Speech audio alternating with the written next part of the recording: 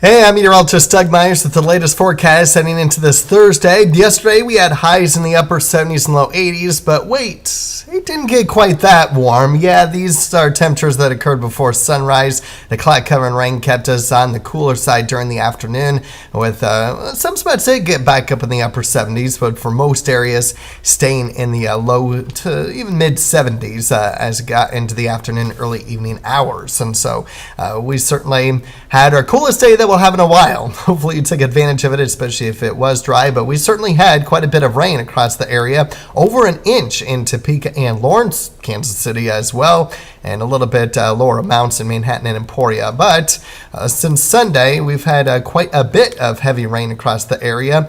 Pretty much everyone has received at least a quarter inch worth of rainfall, and for many spots, at least an inch indicated by the blue, and for several areas, even at least 3 inches indicated by the purple, and even some of the red showing up with at least 5 inches. So a lot of heavy rainfall across the WIBW viewing area. So where does that put us now for the month? Well, almost near normal for Topeka and well above average for Manhattan, Emporia, and still above average for Concordia. Even though you got nothing yesterday, you still have had some decent amounts so far this month.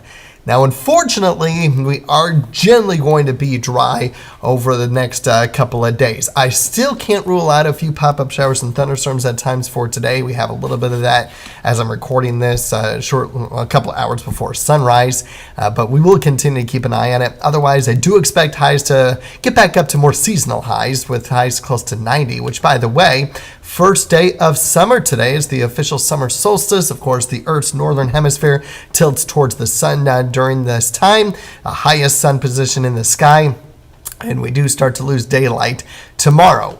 Taking a look at it starting at 3:50 in the afternoon. So we'll have 14 hours, 54 minutes, and 48 seconds worth of daylight. Again, it's not the longest day of the year. It's the most amount of daylight in the year. We'll still have 24 hours of the day, where it's not going to be a longer day. We get that longer day when we change our clocks in the fall, when we move back. That's technically the longest day of the year. Not today. Today is still a 24-hour day. So just something to be mindful of.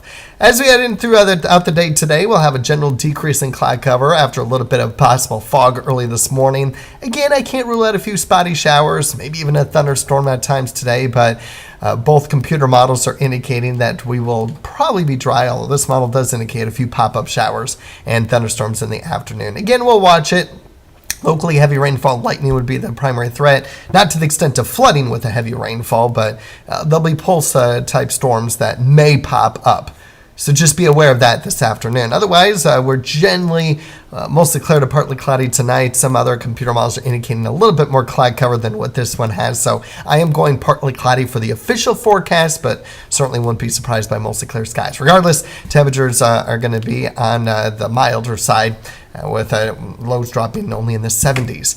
Again, maybe an isolated shower thunderstorm that develops in the afternoon hours tomorrow. I'm really more focused on late Saturday afternoon and Saturday evening for the next best possible chance for rain to move into the area. You can see this line of showers and thunderstorms developing around 7 o'clock, and some of these may have a few hail and stronger winds with it, a few strong to severe storms within this line that pushes through during the evening hours. So certainly still something that we'll be keeping an eye on, especially if you have Saturday evening plans.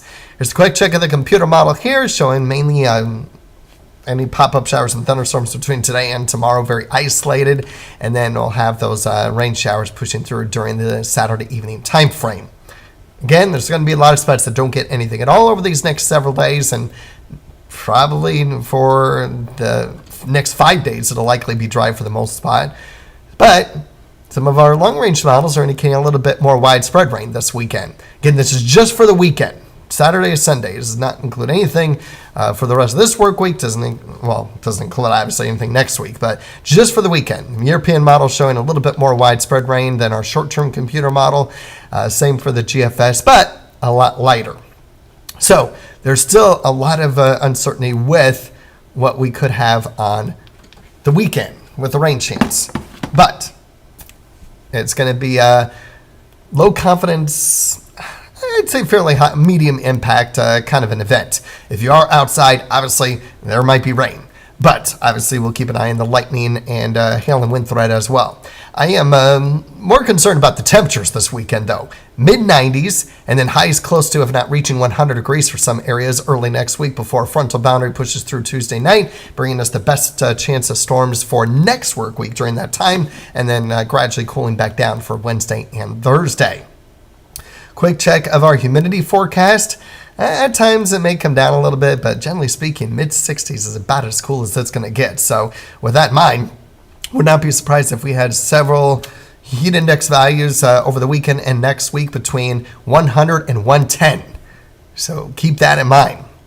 Looking at the probability of weather normal conditions continuing, as well as the above normal temperatures continuing as well. So we'll continue to keep you updated, but at least here in the short term, for the most part, it's going to be seasonal.